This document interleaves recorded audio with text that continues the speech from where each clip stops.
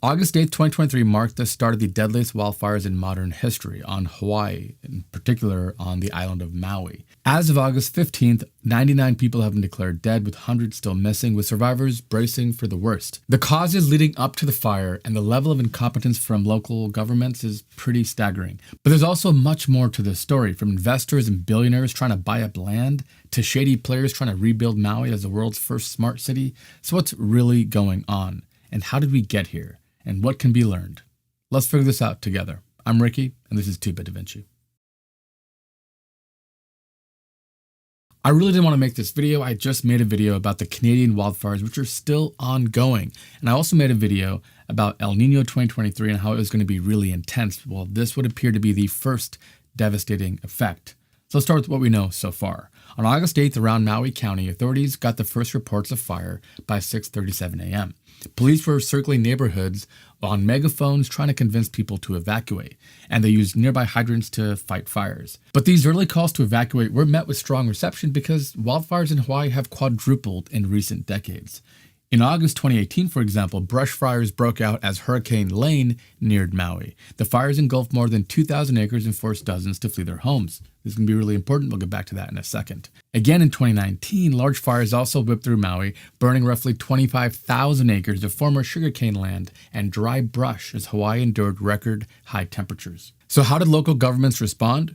Well, they put out this, the State of Hawaii Comprehensive Emergency Management Plan, in February 2022. Here they've ranked how different natural hazards could potentially affect Hawaii. So where did wildfires rank? Near the absolute bottom.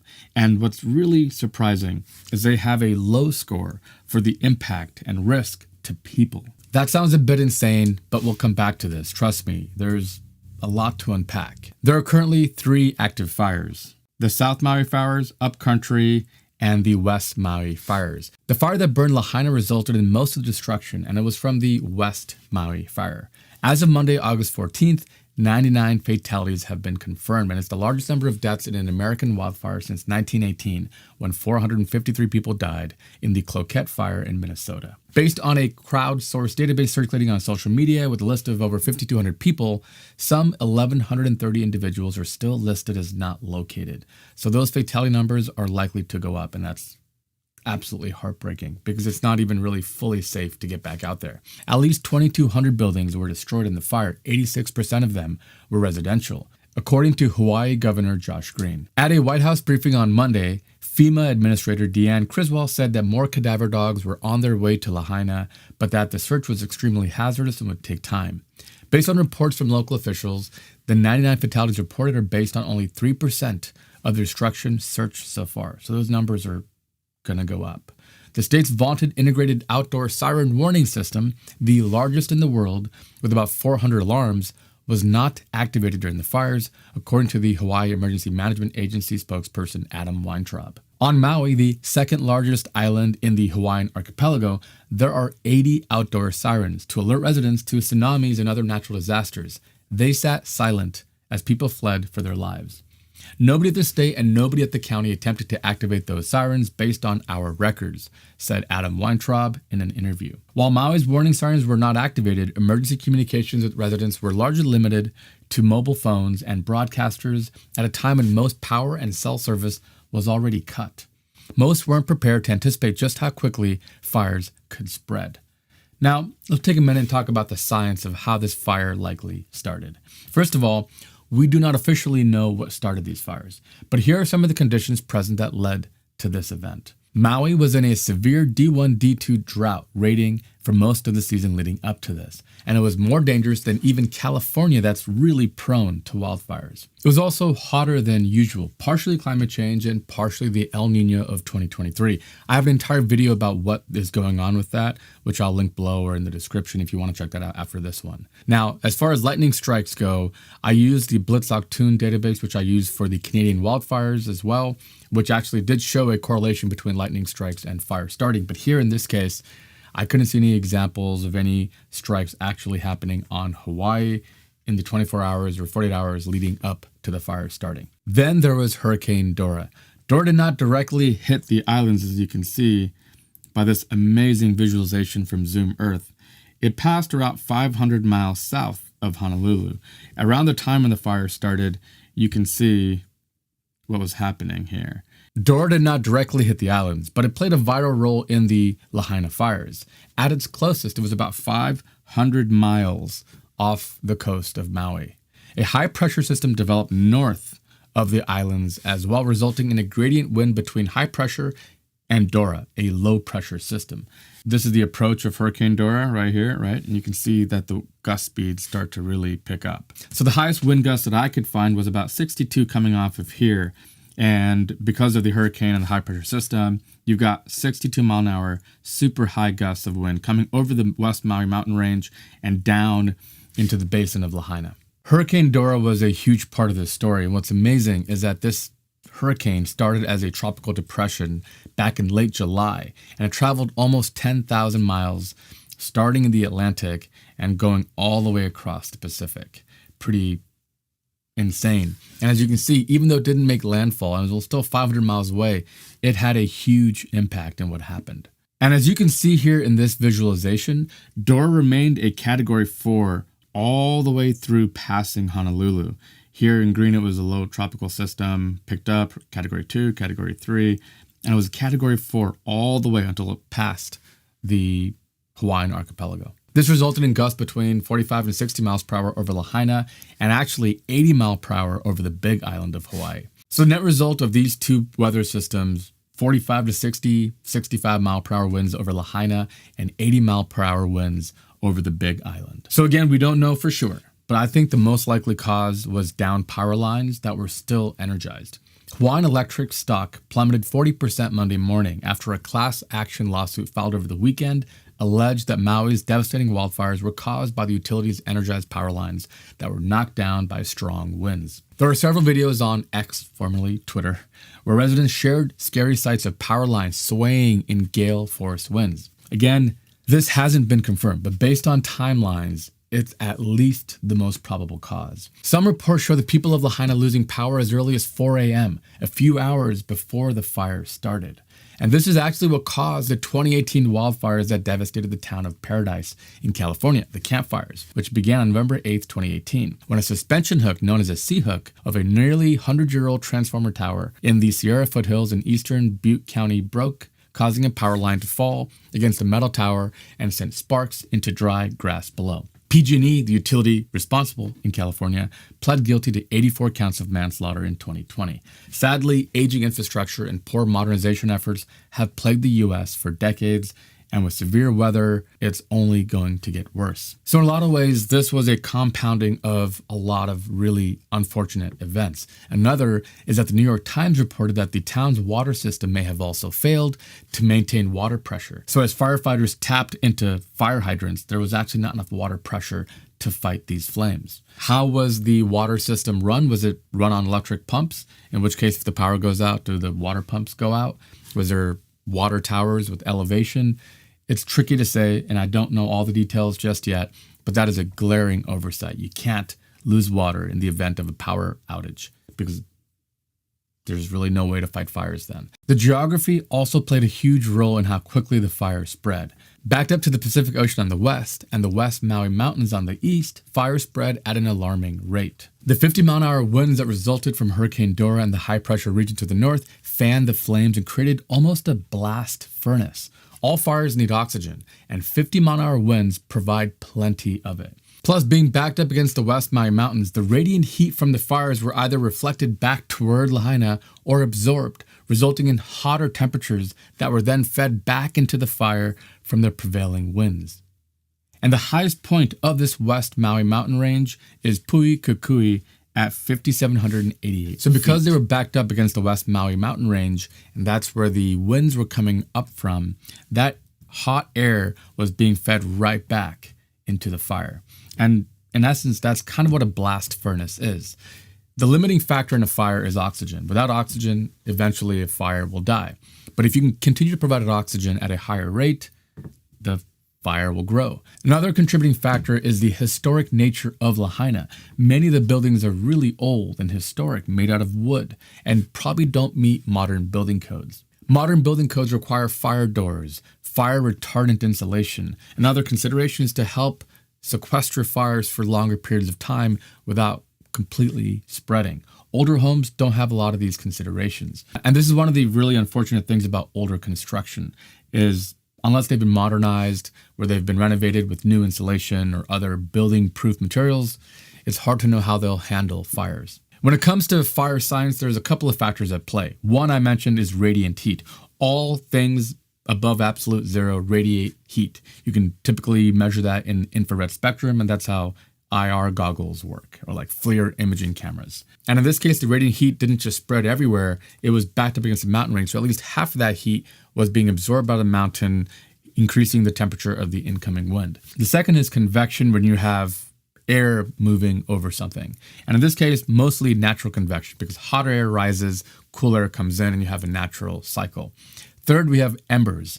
Embers are the things that you see that get picked up by the wind and travel over the air and can land on another field and spread fires that way. But then there's also firebrands, which are larger objects thrown literally by the wind during a fire. So this could be anything from like a roof tile or anything that gets caught by the wind while on fire. And then there's flashover, which is essentially when wood gas flows into an area or pocket and ignites like a bomb. There's actually some videos that I've seen where there's like a fireball rolling down the street, and that's likely what this is. When the outer bark of a tree starts to ignite, it can release a gas that's actually kind of explosive. It's like a biogas. And as 50-mile-an-hour winds carry it along and it's already ignited and the temperatures are really high, you have kind of a rolling flash flame. And some of the videos that I've seen are that. At the end of the day, there have been so many reports of all kinds of craziness, but honestly, most of this stuff can completely be explained. Also, there are fire tornadoes, which, no, it's not a Michael Bay movie. It's just the process of extreme convection where fireballs seem to take on a tornado shape because of just how hot they are and how quickly the heat rises, pulling the flame with it. Here's another consideration that came into play. More than 400,000 hectares of the island is covered by invasive, fire-prone grasses, which help the flames continue to grow. To understand the modern state of affairs in Hawaii, we need to do a little bit of historical research. The Dole Fruit Company stopped growing pineapples in Hawaii in 2009, after like a century of doing so. Secondly, Alexander and Baldwin Inc. spent all of 2016 shutting down its 140-year-old sugar cane plantation. Remember the fires in 2019? Those happened on deserted old sugarcane plantations. Thirdly, as ranchers introduced cattle onto the island of Hawaii, they started to grow grass to feed them, largely guinea grass from largely Africa. And this is a non-native species that completely has taken over the island. And there is, as we mentioned, hundreds of thousands of hectares of this invasive species of grass. This grass can grow incredibly quickly, up to like 6 inches a day. And once the dry season hits, it dries out and becomes complete fuel for fire. This gets into one of the conspiracy theories that I've seen floating around online, that this entire thing is a targeted attack and it's a land grab, a way for wealthy investors and billionaires to buy up land on the cheap. Let's start from the beginning of the history of Hawaii. In 1826, the first Hawaiian-U.S. Treaty of Friendship, Commerce, and Navigation was signed. In 1843, Kamehameha III cedes the island to Great Britain on February 25th under force. Great Britain eventually reinstates Kamehameha III as ruler of Hawaii. In 1845, with growing fears of a foreign takeover of Hawaii and its land, the Board of Commissioners to Quiet Land Titles is established. An act authorized the sale of government land to foreigners. In 1848, Kamehameha III's land distribution, the Great Mahele, begins. It's a process rather than a one-time event where lands are divided between the king and chiefs. And this is where the beginning of the distribution of Hawaii begins, because before all of this, Hawaii was not owned by any individuals. The people of Hawaii believed that the land was owned by God. But now King Kamehameha III fills his cabinet with foreign ministers. Not everyone is pleased with the growing influence of missionaries. It's a new era of prosperity for missionary families as they start plantations growing things like sugarcane and pineapple. In 1893, the Committee of 13 renames itself the Committee of Public Safety and declares the throne vacant on January 15th. The U.S. overthrows the Hawaiian monarchy, and Sanford Dole, a missionary descendant, negotiates an annexation treaty with the Harrison administration. But President Cleveland delivers a message to Dole asking for his resignation and to restore the legitimate government of Hawaii to power. Dole refuses. On January 3rd, 1893, the independent Kingdom of Hawaii is illegally overthrown. On January 16th, 1893, the Committee of Safety asked U.S. troops to protect Americans as they brought down the Hawaiian monarchy by force. The Queen yields her throne, believing that the legitimate U.S. government would do the right thing and reinstate her. In 1894, the Dole government declared itself the Republic of Hawaii. And fun fact, for about 4 years, Hawaii was its own country. So the Republic of Hawaii had its first president, which was Sanford Dole. On July 7th in 1898, through a joint resolution of Congress, Hawaii is annexed. All Hawaiian crown lands are ceded to the U.S. Come April 30th, 1900, Hawaii is a U.S. territory, and Sanford Dole is appointed the first governor. If that name sounds familiar, well, that's because James Dole is the cousin of Sanford Dole, and he started the Dole Fruit Company and started pineapple plantations all along Hawaii. December 7th, 1941, Japan strikes Pearl Harbor, and martial law is declared. But surprisingly, Hawaii still wasn't a state, because Hawaii wouldn't become a state of the U.S. until 1959. Why does all this matter? Well, the history of Hawaii is a really sad one, and that's why the people of Hawaii feel so proud of their culture and they try to preserve it as much as they do. The U.S. literally just stole Hawaii from them. They made them a territory, made them a country, made them a state. And this is all without their approval or authority or their willingness.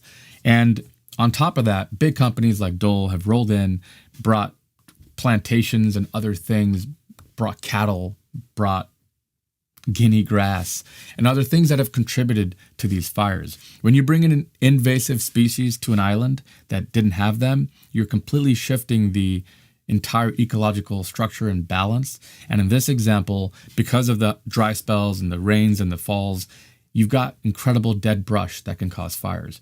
So all of that kind of plays a role. Now, in terms of one of the conspiracy theories that this is a big land grab, let's break this down a little bit. So one of the arguments that I heard is that all the rich people's mega mansions didn't burn and Lahaina did.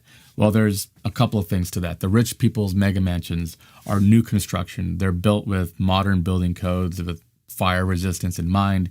Also, they're massive acreages where the homes are separated from each other by, in some examples, miles or acres, right? Also, they all have beautiful, lush green grass that's very well manicured and very short. None of that is much of a fire hazard compared to Lahaina with their old wooden buildings and much higher density of buildings. That could be a contributing factor, but again, I'm just speculating at this point. The second thing is that this is a land grab, and I think that has tainted this entire tragedy. And I think we are losing focus of what really matters, which is the people of Hawaii and all the people that are still missing to this day, right?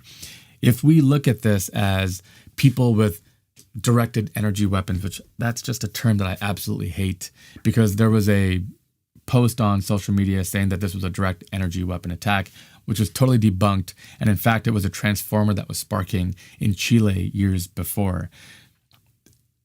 We lose sight of what really matters. Now, is there a land grab component? Yes, because I've also seen people on social media, people in Hawaii, claiming that they've been called by investors, by realtors, asking if they want to sell their land right now.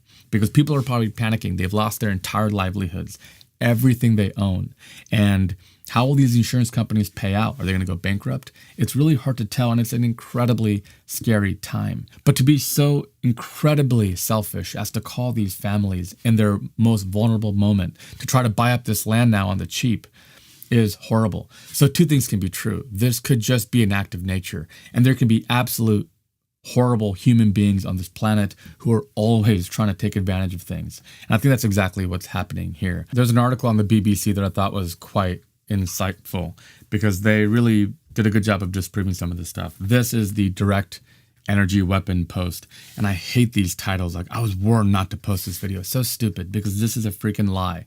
This is a transformer exploding in Chile. That does happen sometimes. It's not a direct energy weapon. Here's another one that I saw on social media. If the fires in Hawaii were natural, then what is this, right? This idea that, first of all, you never know if something's photoshopped or not, but like, what is going on here? And this one's actually pretty simple. It's known as a light pillar, and it's an optical illusion formed by reflections off ice crystals on a cold day. But what happens with cameras and glare is pretty interesting. For example, look at this light right up here. Look what happens when I move my hand over it. You see that? That is glare coming off of that light. here's another one, and I saw this as well, is if this was natural, how come the trees are all still standing and the structure's all burned? And as you can clearly see, there's a ton of destruction to the trees as well. There may be the occasional tree standing, but most of them are completely leveled. In all those cases, those are people who can't really explain something, asking a question, and that's okay.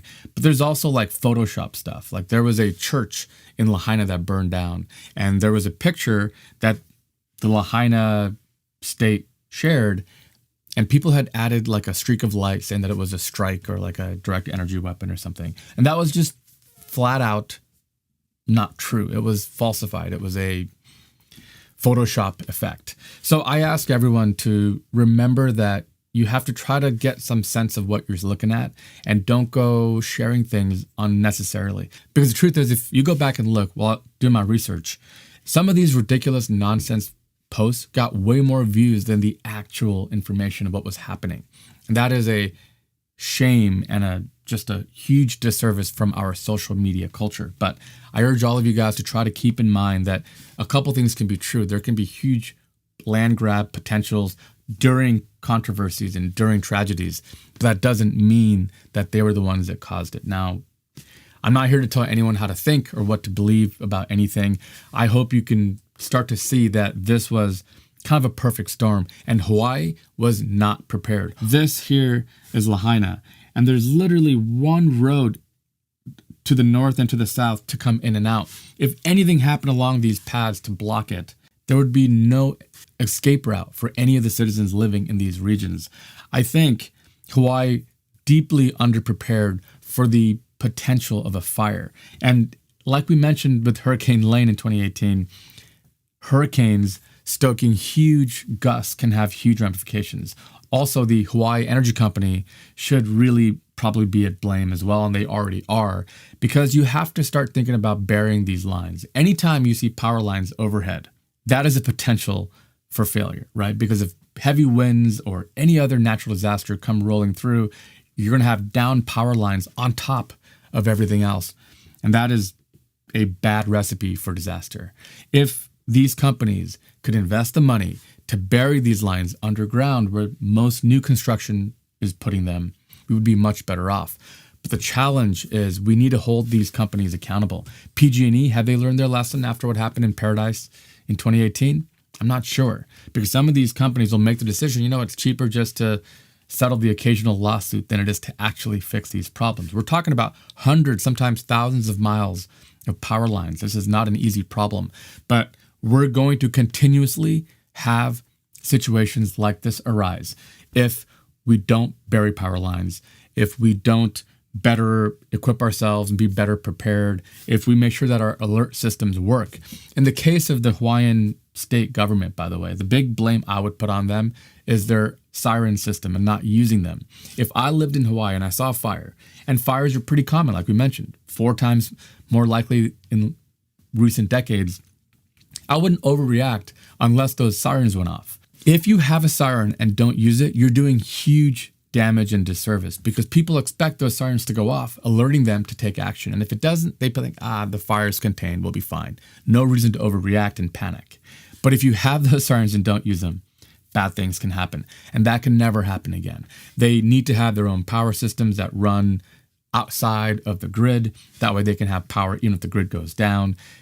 Solar powered. I don't know how they would do it, but those systems have to work. And that is a huge problem. By the way, one more piece of controversy, and this is, you can't make this up. The same Maui police chief, John Pelletier, was also the incident commander for the Las Vegas shooting that was mired in conspiracy theories as well, where, one of the big worst shootings in American history. And now he's here in Maui. You can't make this stuff up. But through all the noise, my goal to be the engineer's guide to the galaxy is to find the signal through the noise. And what I see is a need for us to figure out how we can do better in the future. We have to take concrete action, because fire is going to be one of the new hottest natural disasters over the next 10 years. Because of general warming of the oceans, we're going to have worse storms. That storm, Hurricane Dora, traveled nearly 10,000 miles. That doesn't normally happen. Our hearts here are with all of you that are impacted by this. This is a true tragedy, and it's something that I haven't been able to stop thinking about, honestly. We just donated money to the King's Cathedral in Maui, who are kind of on the ground doing a lot of good work out there. We'll put a list in the description to other resources where you can donate money or goods and services, whatever you have available to help the people. Because as I mentioned, 99 people have been declared dead so far, and they've only really gone through about 3% of the rubble. This problem is still very much in its infancy. And also, if you're thinking about going to Maui on vacation, I'd highly encourage you to maybe reconsider. Any of those hotel rooms that you don't occupy would be available for those who have lost their homes to help provide shelter and food and services and just be less distracted. And this is one of the first things I heard from a lot of the locals there is don't come, please let us heal, let us take care of our own and not be distracted with tourism on top of everything else. We'll put links in the description to all the different ways you can help. Thank you for watching, and I hope this helps a little bit in terms of understanding why this happened and what concrete actions we can take in the future, because I think we have to. All right. Until next week, this is Two Bit da Vinci. Thanks so much for watching.